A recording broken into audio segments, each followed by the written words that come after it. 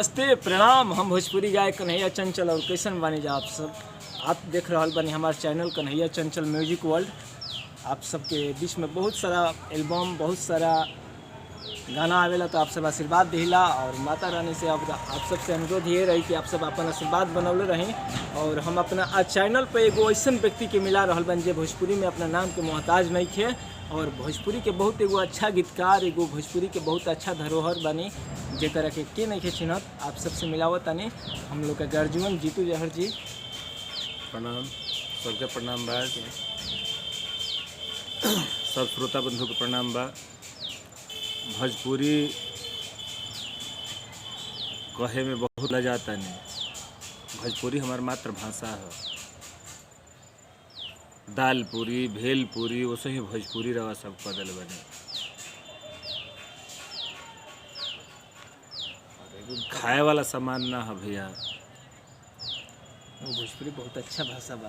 भोजपुरी यदि रवा श्रोता बानी, सुनतानी तो बोलतो हो, मातृभाषा है। एकरा के रवा सब बिगाड़ी मत। आज कन्हैया के माध्यम से पहला बार हम रवा सब के बीच बानी। ना तो हमारे एगो हथियो चुकी पास फोटो साइज के फोटो रवा सब के बीच ना मिले, ना बोलल चाहे ने। बाकी अतने कहब कि भोजपुरी के भोजपुरी रह दी, भेल पूरी दाल पूरी मत बनाई।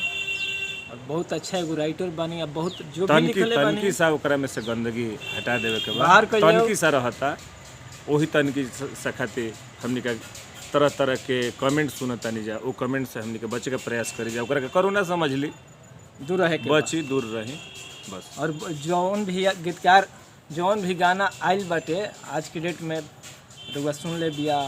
हम लोग का गर्जीवन अशोक मिश्रा जी होखी, आज भोजपुरी के बहुत सारे कलाकार के गीत यहाँ के दिले बा।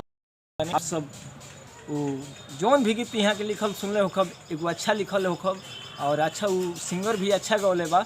जो भी गौले, चाहे हम गौले बनी, चाहे अन्य कलाकार भोजपुरी के अशोक बाबा, विनय मिश्रा, विकास तिवारी, जो भी लोग गौले बा, बहुत अच्छा गीत लिखिला। यहाँ के बहुत सुंदर रचना बा। तो हमने के अनुरोध रही कि आप सब भोजपुरी के एगो बढ़िया भाषा बनावल जाओ। जय हिंद, जय भारत, जय भोजपुरी समाज।